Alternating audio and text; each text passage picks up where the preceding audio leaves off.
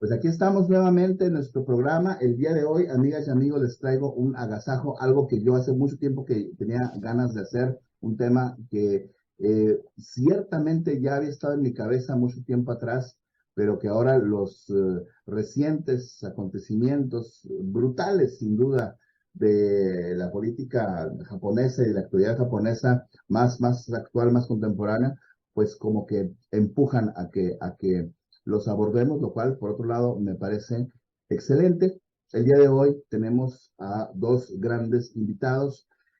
Uno de ellos, Cristian Hernández Esquivel, ya saben, licenciado en Letras Latinoamericanas y maestro en Psicología por la Universidad Autónoma del Estado de México, egresado de la maestría en Estudios de Asia y África, especialidad Japón, del Colegio de México, y pues bueno, autor del blog Hello Wota, de varios libros, que pues bueno, ya lo hemos comentado, y que es un muy destacado investigador sobre las culturas japonesas contemporáneas, sobre manga y anime. Y pues bueno, el día de hoy nos acompaña nuevamente, es una alegría tenerlo de nuevo aquí a Cristian y además de una manera muy especial otro gran invitado que se presenta por primera vez con nosotros, él es Jonathan Emanuel Muñoz, profesor superior en historia, miembro fundador de la RIAM, de la Red de Investigación Iberoamericana en anime y manga, donde estamos, de hecho, los tres somos miembros de la RIAM, ahora que me estoy acordando, y profesor de historia contemporánea en la Universidad de Buenos Aires. Y pues bueno, ya para no seguir dando más vueltas, amigos queridos, Cristian, Jonathan, qué gusto tenerlos aquí, sean ustedes bienvenidos. Muchas gracias, Mario. Muchas gracias también por la invitación, ¿no? Con un tema tan necesario y a la vez tan escabroso, ¿no? Porque hay mucha gente que puede, como nos pasa a todos los investigadores que investigamos Japón, ¿no? Que siempre tenemos que estar mencionándole a las personas que Japón no es lo que creen, siempre. Y básicamente hoy vamos a hacer el Japón no es lo que creen más grande que hayan visto algunos, ¿no? Me encanta, pues vamos entrando en materia, si les parece. Jonathan, Cristian, ¿qué nos tienen? Bueno, ¿qué nos tenemos? Y bueno, intentaron matar a un primer ministro luego de que un año antes mataran a un ex primer ministro que curiosamente es uno de los que más años tuvo en el cargo, ¿no? Y estamos hablando de Shinzo Abe, una persona que, un iconoclasta, como lo definiría cierto libro muy lindo sobre él, ¿no? Pero una persona que es bastante polémica, por decirlo de alguna manera, y el intento de asesinato fue bastante peculiar, ¿no? Porque fue con un arma casera, fue por un ex miembro de las Fuerzas Armadas, y sobre todo fue con una noción de venganza bastante particular hacia un grupito religioso muy importante a nivel mundial, pero sobre todo importante a nivel asiático, ¿no? Como es la Iglesia de la Unificación o, como le decimos nosotros, los munitas. No sé cómo podemos empezar a hablar de esto porque es una torta muy grande. Cristian, por favor, algo platicábamos del PLD, me acuerdo. No, adelante, por favor. Sí, gracias. Yo quisiera retomar la idea de Jonathan en el sentido de que, pues sí, vamos a trabajar, a tratar de abordar aspectos del Japón que raramente se trabajan en los espacios mediáticos y sobre todo en Latinoamérica. Es una inestabilidad política la que está sufriendo Japón muy fuerte, pero también está haciendo un reacomodo. Bueno, desde mi perspectiva creo que es un reacomodo que tiene que ver con la multipolaridad geopolítica que tiene la alianza de Rusia con China y con las naciones de Medio Oriente. Y en este sentido, Japón, al afianzar su alianza con las potencias occidentales, sobre todo Estados Unidos, y en vistas de poder firmar un tratado que lo lleve incluso a asociarse con la OTAN de manera más fuerte, pues está ocurriendo toda una serie de movimientos que yo considero que están llevando una estabilidad inestabilidad política al Japón contemporáneo.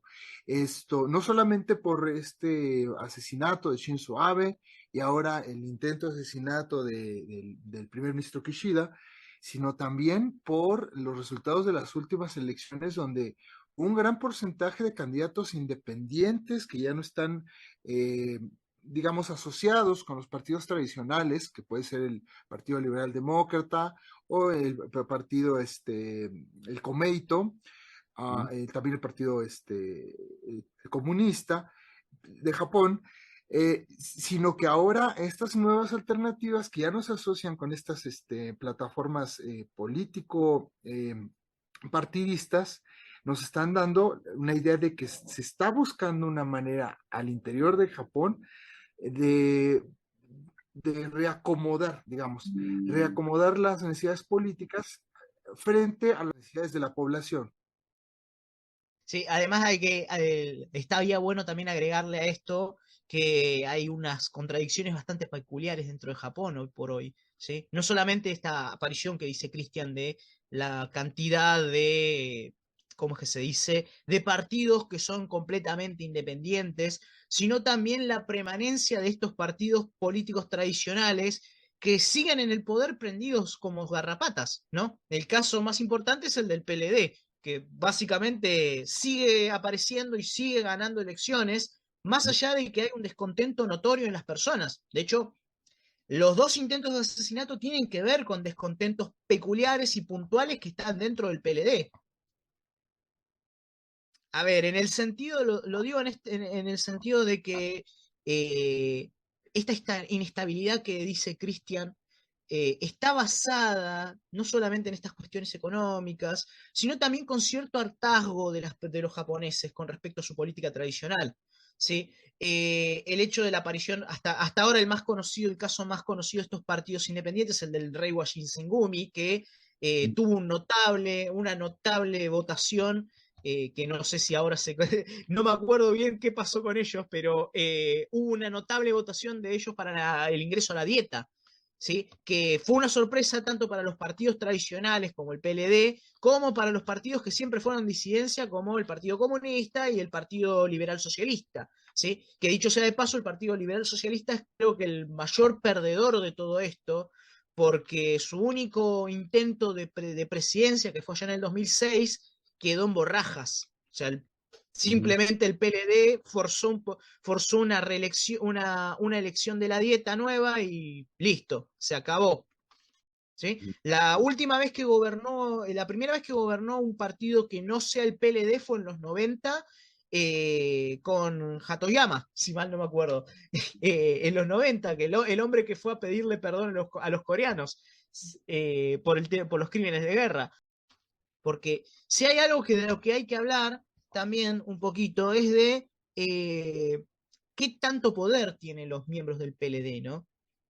Porque uno por ahí desde el punto de vista occidental no toma en cuenta cómo los caminos, los caminos por donde va la política japonesa, ¿sí? Para hacer un recorrido y haciendo honor a mi propia profesión, ¿no? Como historiador, hay que recordar que los miembros del PLD son miembros reciclados de los dos partidos tradicionales que estaban en el imperio japonés, ¿sí? Que tradicionalmente se lo conocen como el Partido de la Marina y el Partido del Ejército, y que tienen su nombre, en este momento no me los recuerdo, ¿no? Pero este reciclaje que se hizo en plena ocupación norteamericana, lo llevó a crear este partido que es de corte conservador, culturalmente conservador, pero a la vez de corte extremadamente liberal en el plano económico, ¿sí? Y liberal no en el sentido de lo que nosotros podemos entender como liberal, sino en el sentido en el que ellos le dan al liberalismo, ¿no?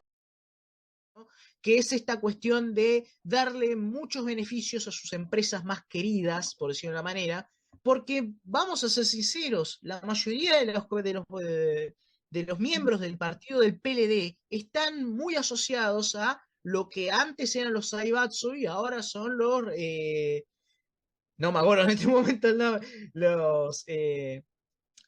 los conglomerados, ¿no? Tienen un nombre en japonés. Las empresas, los conglomerados, creo que se llaman Keiretsu o Keiretsu, no me acuerdo cómo se dice. Sí, Keiretsu, sí. Keiretsu, ajá, algo así. Estos partidos suelen hacer lo que suelen hacer siempre estos partidos tradicionales, ¿no? Que dicho sea de paso, la composición del PLD, hay como gente que hay muchos que tienen antepasados de samuráis, otros antepasados de nobles, hay muchos hombres de negocios reconvertidos en políticos, y la mayoría de ellos juega con la pelota de juega en su cancha y con su pelota, por decirlo de alguna manera, futbolísticamente hablando, ¿no? Estamos hablando de gente que está muy acostumbrada a tener el control total de lo que hacen, ¿sí? Y de esa manera un poco se puede explicar por qué razón Japón prácticamente no cambió de partido gobernante en prácticamente 60 años. Hay cosas que también hay que mencionar dentro de la política japonesa, y es que si hay una votación mayoritaria en la que se pide a llamar nuevamente a llenar la dieta, se puede hacer. Y es un recurso que constantemente el Partido Liberal Democrático lo hizo. O sea, cualquier intento de disidencia puede ser disuadido desde adentro. ¿Se entiende lo que quiero decir? Es una suerte muy terrible de una suerte de oligarquía, por decirlo de manera. Lo mejor que la mejor palabra de poder definir a la democracia japonesa es una oligarquía. ¿Sí? Son muy pocos, la mayoría ya podríamos decir que son una casta, en la que básicamente se van pasando la pelota entre ellos. Hay facciones dentro del PLD que tienen que ver con su nivel de radicalismo con respecto a distintos temas, ¿no? La casta de Shinzo Abe era obviamente una de las más radicales con respecto a la cuestión de recuperar la vieja gloria militar japonesa, los valores tradicionales, etcétera, etcétera. Si bien se lo conoce como la facción Mori, los investigadores la conocemos con la facción de Nippon Kaigi. Y acá viene la primera especie, ¿no?, de la charla. ¿Qué es el Nippon Kaigi? ¿Sí? El Nippon Kaigi es un enorme lobby de derecha que fundado en el 2002 aproximadamente, donde se reúnen miembros de las iglesias. Cuando digo las iglesias me estoy refiriendo a desde sectas como el Seicho no Ie, pasando por los propios munitas, pasando por la asociación de templos Shinto, pasando por los cuidadores de templos budistas, sumado a capitanes de la industria, sumado a políticos como Shinzo Abe y algunas patas culturales como podría ser Yoshirin, un mangaka de derecha, ¿sí?, que fue muy estudiado en la época, en el 2009, 2010, que fue su época más prolífica, ¿no? Esta gente, por decirlo de una manera, este lobby, fue ganando muchísimos escaños, sobre todo en el gobierno de Shinzo Abe, ¿sí? Por eso nosotros, o por lo menos los investigadores, solemos marcar al gobierno de Shinzo Abe como una suerte de parteaguas dentro de lo que fue la política japonesa interna y externa, ¿sí? Por dentro, Shinzo Abe tuvo una política bastante permisiva y bastante, por decirlo de alguna manera, nepótica, ¿no?, de actuar, ¿no? Hay bastantes casos muy curiosos de, ¿cómo se puede decir?, de corrupción, ¿no? El más conocido fue la venta de una escuela al amigo de la esposa de Shinzo Abe por 100 yenes. Wow. La venta de un territorio de una escuela a un amigo de la esposa de Shinzo Abe por 100 yenes. Fue un caso escandaloso, totalmente escandaloso en la época en Japón. De hecho, hay una serie que si quieren la pueden ver, llamada La Periodista, donde retrata más o menos lo que fue ese caso y cómo los medios de comunicación lo terminaron ocultando. Este trato con sectas es muy importante a la hora de entender el asesinato de Abe puntualmente y también el intento de asesinato de Kishida, ¿no? Porque si hacemos un viaje, ¿no?, hasta hace 2 años, hasta hace un año, que fue el asesinato de Shinzo Abe, su perpetrador, su asesino, clamó venganza porque su madre estaba metida y había dejado prácticamente todos los ahorros de su vida en la famosa iglesia de la unificación, ¿sí? ¿Qué es lo que muchos Esta iglesia... escuchamos, ¿no? Hasta ¿Qué? ahí. ¿Qué es lo que muchos escuchamos? la Sí, versión sí, sí. estamos cuando mucho, ¿no? Claro, el tema es este. ¿Qué hay detrás de los munitas, verdad? Ese es el gran problema. Yo suelo citar mucho, me gusta mucho la citación, ¿no? Y yo recomiendo a muchos que quieran interesarse un poco en la política japonesa, la página, o mejor dicho, las publicaciones de Asia Pacific Journal, ¿sí? Es una publicación a veces académica, a veces periodística, dependiendo de quién agarra los artículos, pero una nota de Peter McKill y obviamente el artículo de Sachie Misohata del 2016 hablando sobre el Nippon Kaigi, nos hablan un poquito de qué demonios hacía la secta de los munistas en Japón, ¿no? Puntualmente, el artículo de McGill lo que señala es que el vínculo que tenía Abe con la iglesia de los munitas no es un mero vínculo bizarro, por decirlo de una manera, de un hombre que se confesaba a sí mismo seguidor de las prácticas más estrictas del Shinto, sino que es algo bastante más arraigado dentro de lo que se podría decir la propia familia Abe. ¿Sí? El artículo de McGill profundiza bastante estas cuestiones, ¿no? Porque el fundador, por algo le decimos munitas, ¿no? Munson Myung, que se le ocurrió la brillante idea de unificar el cristianismo con el budismo en una suerte de secta de unificación, en donde él mismo es declarado papa y donde en los 60 más o menos, hacían casamientos masivos de gente de distintas razas para mostrar el poder del amor y que no deja de ser una cuestión sectaria, ¿no? Porque Moon Sung-myung vivió de esto, ¿sí? A esta gente pagaba, ¿no? Por decirlo de una manera, por pertenecer a esta secta. Eh, Era muy amigo de el abuelo de Shinzo Abe, que fue primer ministro, ¿sí? Y además, ¿sí? Además de esto, el hijo de Moon Sung-myeon era colaborador e incluso financista de la campaña del padre de Abe, ¿sí?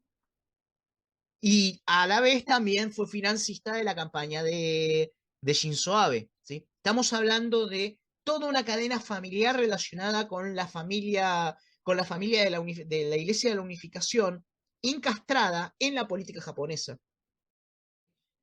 Por lo tanto, además de esa capa de militarismo, de xenofobia que tenía Shinzo Abe, también hay que hablar de esa capa de sectaria que estaba dentro del parlamento japonés. De hecho, el artículo de McGill hace mucho hincapié en la cantidad de veces que Shinzo Abe hizo y tuvo relaciones con la Iglesia de la Unificación. Esto lo pueden encontrar también en una suerte de para hacer propaganda, ¿no?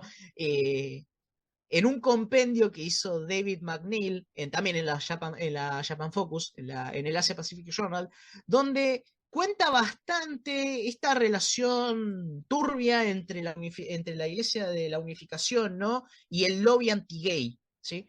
Quiero quedarme con esto, lobby anti-gay, porque, por decirlo de alguna manera, por si alguno no lo sabe también, Japón es uno de los países que más atrasado está con respecto a las leyes pro LGBT, ¿sí? Hasta no hace mucho, Japón no tenía matrimonio igualitario, hasta no hace mucho, cuestiones como los gays y las lesbianas eran castigados con cárcel incluso, y parte del mantenimiento de este lobby anti-LGBT era, bueno, los distintos representantes de los munitas en la dieta, ¿sí? En el partido de Shinzo Abe, en la facción de Shinzo Abe, ¿sí? En otras palabras, yo no estoy queriendo exagerar y decir este tipo es malísimo porque lo fue, pero hay una relación bastante notoria entre la familia Abe y los munitas, ¿sí? Por lo tanto, la justificación que este hombre dio al asesinar a Shinzo Abe de esa manera tan extraña tiene sentido. Y de hecho, incluso llegó a ser a haber una suerte de revisión de la dieta hace no muy poco, con respecto a ver quiénes eran los representantes de los munitas y qué estaban haciendo con el dinero público. ¿Sí? Por decirlo de alguna manera, tratar de revisar a ver si esta gente se estaba robando plata o no. ¿Sí? Lo cual me lleva también a otro punto, ¿no? La cantidad de poder que tienen las organizaciones religiosas dentro de Japón. ¿Sí?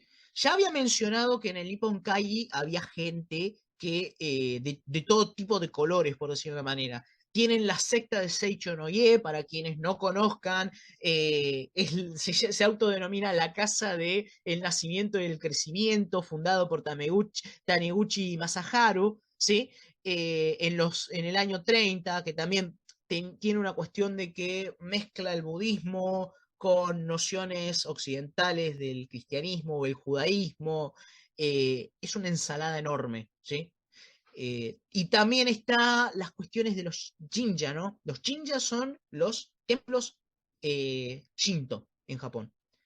Y este lobby es un lobby muy grande un lobby religioso muy grande. ¿Sí? Parte del Nippon Kai, la parte más importante del Nippon Kai son son los templos budistas y los templos Shinto. ¿Sí? Para darles un ejemplo, uno de los templos Shinto más importantes es el infame santuario de Yasukuni. Y si usted, querido, querido espectador, no sabe qué hay adentro de Yasukuni, sepa que hay criminales de guerra, ¿sí? Pero convertidos en kami. Y para darles una idea de lo que se trata, de la gravedad de todo esto, cuando uno habla de kamis, está hablando de, ¿cómo se puede decir? De deidades, ¿no? Y lo que tenemos acá son criminales de guerra endiosados, convertidos en una suerte de, de elemento religioso, ¿no? A alabar. Mm. ¿Alguna pregunta? Porque Sí, me la pasé hablando. adelante, adelante, Cristian, ¿qué nos tienes? ¿Lo tenemos aquí todavía? Pues sí, sí, Mario, no, pues aquí súper interesante todo También, igual yo. lo que plantea Jonathan. Más bien, sí, sí, sí, bueno, yo quisiera comentar algo antes de seguir adelante. El sentido, bueno, remarcar el sentido conservador de Japón, ¿eh? Muchos, extranjeros que no han tenido la oportunidad bueno, de estudiar a profundidad la conformación ideológica de la sociedad japonesa, ideológico y político, ¿no? Y que solamente se quedan con las producciones culturales que llegan desde el país del sol naciente, pues pueden llegar a tener una idea errónea en el sentido de creer que Japón es liberal, ¿no? Y no, no, para nada, es una sociedad altamente conservadora, donde todavía la familia nuclear es la base de la sociedad. Como dice Jonathan, hay pocos matrimonios del mismo sexo, y bueno, tiene un conflicto muy fuerte después de el final desde la Segunda Guerra Mundial, en el sentido de que el ciudadano promedio se vincula a una empresa y pareciera que eso es la verdadera religión. No es el budismo, no es el shintoísmo, sino tu pertenencia a una empresa. Y bueno, hasta la época de los 90, antes de que explotara la burbuja económica, la gente se casaba con una empresa para toda la vida, ¿no? Si entrabas a Mitsubishi, por ejemplo, pues te ibas a retirar ahí o te ibas a jubilar ahí, al menos que cometieras algún error muy grave. Entonces, es una sociedad altamente conservadora, fundada en la familia nuclear, heteroparental, patriarcal, por supuesto, y vinculado muy fuerte con esta lógica de las empresas, de los corporativos japoneses, que como dice bien Jonathan, se derivaron de los Zaibatsu, de estos conglomerados económicos que apoyaron tanto al ejército como a la marina imperial japonesa. Y que bueno, sus crímenes siguen impunes, a diferencia de lo que ocurrió con los juicios de Nuremberg en Alemania. No se llevaron a cabo unos juicios donde a esta élite empresarial se les fincara responsabilidad por los crímenes de guerra, sobre todo en China y en Manchuria en ese entonces, ¿no? Entonces, la gente que se queda con esta visión del Cool Japan, que tanto hemos platicado en otras emisiones, puede tener esa idea de que de Japón es liberal, pero no, no es así. En otro espacio comentábamos, quizás Tokio podría ser considerado liberal, ¿no?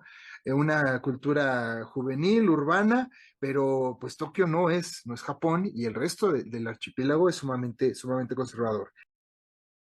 Entonces, ahora hay un fenómeno que en las elecciones que acaban de pasar, gana este partido llamado Nippon Ishin, que es lo que la prensa especializada ya llama como el partido más conservador y más pegado hacia la derecha, ¿no? Obviamente con miembros que formaron parte del Partido Liberal Demócrata, por supuesto, pero ya con una plataforma todavía más nacionalista y que va sobre todo en la región de Kanto, de Kansai, perdón, en la región de Kansai, que es donde gana la gobernatura, va enfocado a regular estos flujos de migrantes, sobre todo de China y de Corea. Porque, bueno, ya hay sectores, sobre todo del pequeño comercio, donde los chinos y los coreanos ya han desplazado a los propios japoneses, ¿no? Entonces, sí existe un discurso ahora ya que empieza a tomar fuerza de xenofobia, y esto también, quisiera regresar a ese planteamiento, es una respuesta, puede ser una respuesta de la sociedad japonesa frente al presunto peligro que representa tanto China, bueno, China sobre todo, y Sudcorea, que es, a pesar de que es un aliado comercial de Japón, pues no se llevan tan bien como pareciera, ¿no? Pues muy bien, algo que me llama mucho la atención de este fenómeno que están mencionando, Jonathan y también Cristian, y que me hace reflexionar, recordar sobre algunos acontecimientos. A lo mejor son ideas, recuerdos muy fragmentarios que tengo, pero deben estar unidos por algo. Pero me llama mucho la atención cómo el surgimiento de unos años para acá, seguro ustedes lo recordarán mejor que yo, y la llegada al Senado de una representación del partido de la NHK, el NHK Party, incluso hubo un caso de un senador del NHK, o sea, del partido de la NHK, que era un youtuber muy famoso, pero que ya no vivía en Japón, que vivía en los Emiratos Árabes, creo que en Dubái, ¿no? Y asumió el cargo a distancia, no sé cómo le hizo, y después lo destituyeron, algo que solo había pasado creo que 3 veces en la posguerra, 3, 4, porque nunca se presentó al Senado, y después se descubrió que es porque el tipo tiene bastantes trapos sucios en términos de corrupción, en términos de algo de lavado de dinero, pero todo esto relacionado con con la NHK, etcétera. Me parece terrorífico lo que ocurre con este caso del partido NHK, que es un partido que se funda a partir de un trabajador de esta corporación de multimedios, porque ahora ya no solamente es televisiva, sino ya tiene un montón de plataformas. Porque la ley de Japón, sobre todo el artículo 64 de la ley de radiodifusión, obliga que toda persona que tenga un aparato receptor en su domicilio tiene que pagar una cuota que va de entre los 10,000 a los 15,000 yenes a esta corporación, ¿no? Y entonces los extranjeros que viven en Japón y que, bueno, tienen ya el estatus de residente, de repente llegan a tocar a su puerta porque hay que pagar, ¿no? Y bueno, es que yo no tengo televisión, ¿no? Pero sí tiene computadora, y entonces de la computadora usted puede ver la señal terrestre de la NHK y tiene que pagar, ¿no? Entonces, es una cosa que yo creo que en muy pocos países del mundo sucede, ¿no? Que tú tengas que pagarle de tu dinero a una corporación que ya de por sí está subvencionada por el Estado, ¿no? Entonces, pues sí, es un poco extraño. Y entonces este señor, que ahorita te voy a dar su nombre, se llama Takashi Tachibana, funda en 2015 este partido primero se llamaba Protejamos a Japón de la NHK. Y sí, en la prefectura de Chiba logra tener primero un escaño como representante en la dieta y después se postula para gobernador de Tokio, que fue cuando más se hizo famoso, ¿no? Y actualmente este partido se transformó, tomando un poco esta idea de las idol japonesas que hemos estado comentando en otros espacios, y ahora se llama el partido Seijika Yoshi 48, este 48 de la Seikibi 48, ¿no? Sí, no, es una cosa súper Sí, me reí rara. porque me Y acordé de justo. entonces, Es una locura. Sí, de sí. los 48, sí, sí, claro. Y postula mujeres, postula candidatas mujeres en estas últimas elecciones, como un intento, pues, de llevar el espíritu de las idol hacia la política, ¿no? Que creo ganó por ahí 4 o 5 escaños en total, pero no pudo hacer más este partido, pero parte de esta injusticia, ¿no? De cómo una corporación se está nutriendo del dinero de los contribuyentes. Sí, el dinero de los contribuyentes, ¿no? O sea, Sí, sí, ¿no? es que es justamente una de las cosas más extrañas, por decirlo de alguna manera, de Japón, es precisamente estas cuestiones de políticas dentro de Japón. Eh, lo que contó Cristian es realmente bizarro, pero es un poquito el viaje al interior de la bestia, ¿no? De Japón. Además, ayer creo que te había pasado yo una nota de Jeffrey Hall, un periodista, ¿no? que está norteamericano, que está en Japón, que uno de los asistentes del actual primer ministro, ¿no? de Kishida, Nishida Yoshi, eh, hizo un libro en contra del sionismo, en contra de los judíos. ¿Sí? Acá vamos a meterlo en algo muy escabroso porque la nota es bastante turbia porque él plantea que los judíos a través del marxismo están queriendo manipular al japonés para volverse gay, así como te lo estoy describiendo. ¿Qué tal? Oh, Dios mío. Y esto no es nada, no es nada viejo. O sea, esta cuestión de la, entre comillas, conspiración marxista ya aparecía en los mangas de Yoshirin, ¿no? Estos mangas que yo mencioné, los mangas ultranacionalistas, que en internet no se los encuentra algunos, ¿no? Censorón se lo encuentra, o sea, ese se lo encuentra, Censurón se lo encuentra, en el que defiende la idea de que Japón tenía que ir a la guerra y niega, de paso niega los crímenes de guerra japoneses. Este tipo de personaje estamos hablando que está dentro de la política japonesa, que Mm. fue muy amigo de Shinzo Abe hasta que Shinzo Abe cometió corrupción y ahora se volvió comunista. Jeffrey Hall de hecho, es autor de un libro sobre la derecha nacionalista, si mal no recuerdo, ¿no? ¿Quién? Jeffrey Yo Hall, sí.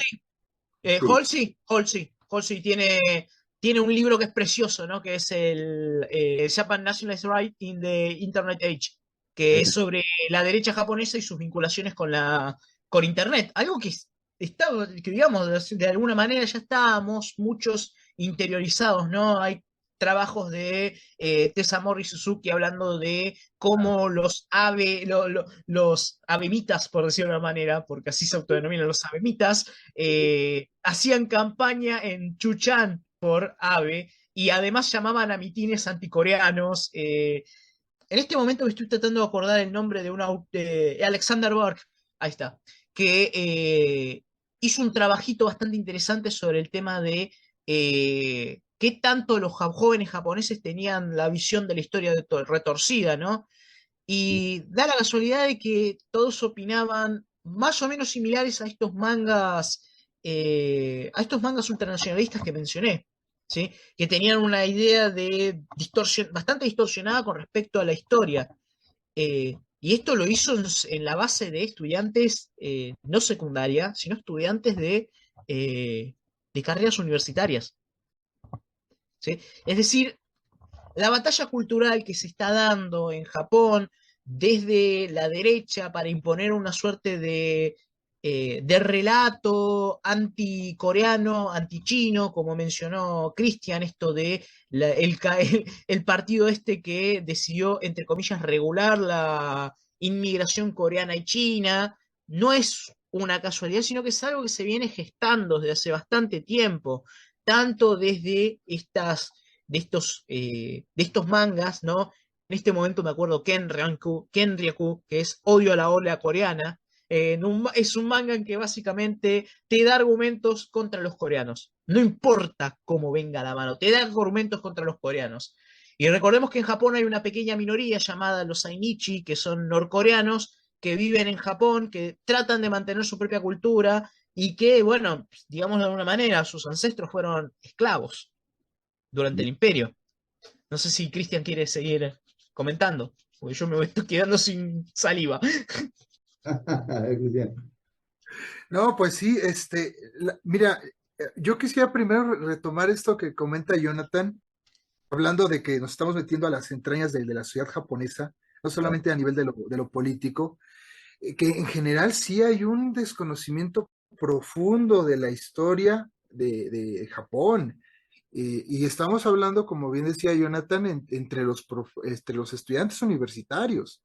Ahora imagínate cuál es la imagen que se tiene bueno, la responsabilidad que tiene Japón sobre los crímenes de guerra que se cometieron en la Guerra del Pacífico, con las personas que no alcanzan a llegar a este nivel de estudios, ¿no? Y están toda esta empresa cultural de los manga, los anime, incluso yo me atrevería a decir que hasta los noticieros de televisión, ¿no?